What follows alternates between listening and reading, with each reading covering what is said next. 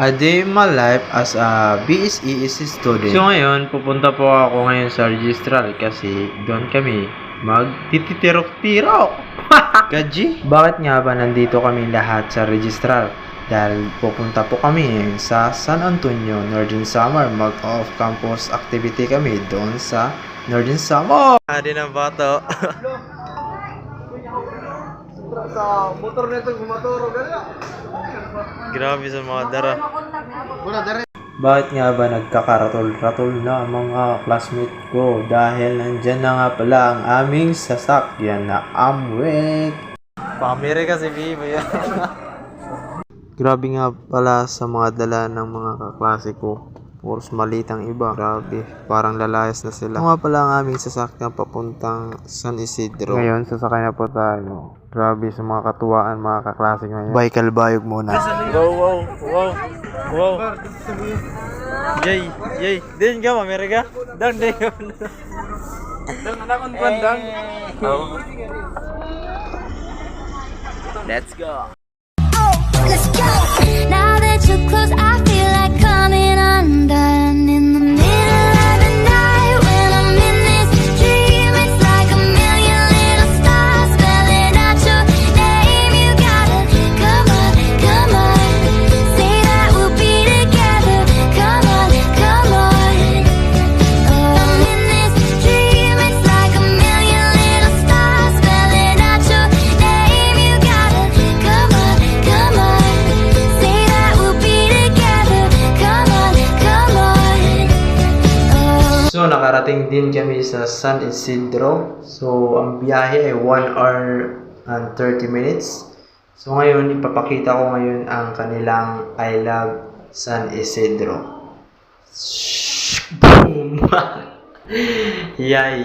I love San Isidro, the waterfall capital of Northern Samar. Dito nga pala may free wifi for all.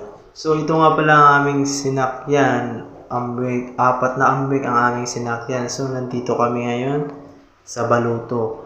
Dito kami sasakay papuntang San Antonio, Northern Samar.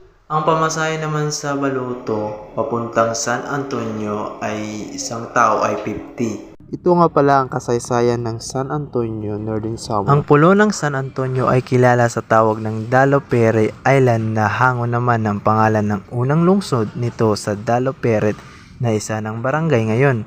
Pero bago pa naging San Antonio ay tinawag muna tipong sugod-sugod dahil sa madalas na pagsugod ng mga turista at mangingisda dito. So ngayon, pupunta po kami ngayon sa San Antonio, Northern Samar sa Adas Garden Beach Resort. Let's go guys! Tara, samahan nyo kami ngayon sa San Antonio, Northern Samar.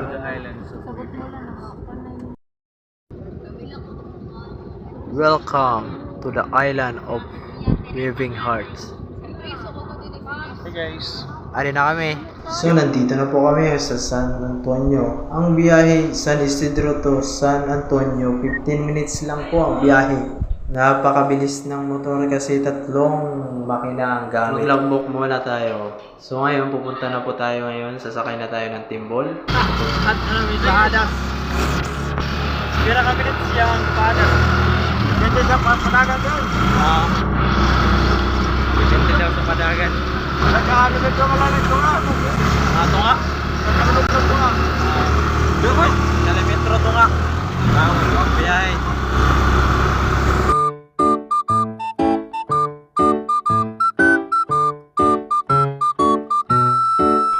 Ang Adas Garden Beach Resort ay isang tanyag na destinasyon sa San Antonio, Northern Samar na kilala sa kanyang magagandang tanawin at tahimik na kapaligiran. Matatagpuan ito sa Sitio Langbangan at pagmamayari ng pamilyang Adas. Ang resort ay nagbibigay ng mga native na cottage at iba pang mga pasilidad na nag-aanyaya sa mga bisita na mag-relax at mag-enjoy sa kalikasan.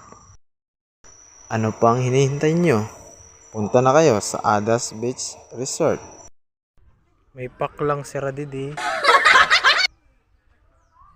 May pawikan liwat didi na dako. Dako sa pawikan. May Titanic liwat si Radidi oh. Titanic. That.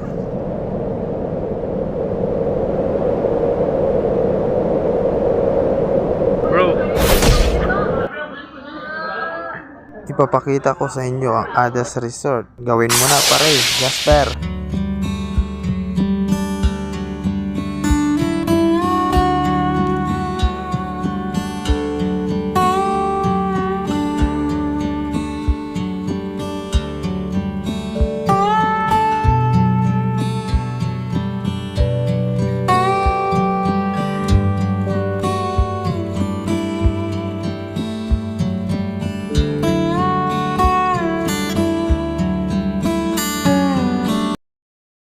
House reveal na po kami ngayon.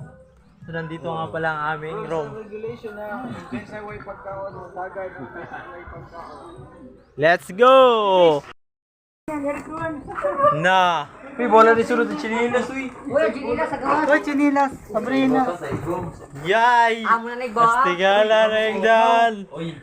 Tulog kami sa iba, tulog. Sabrina.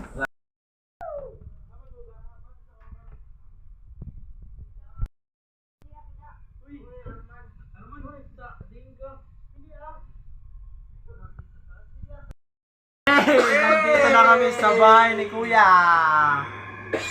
Okay na yan. Uy, ayaw mag-ubos! Kami! Uy, mag-ubos yun!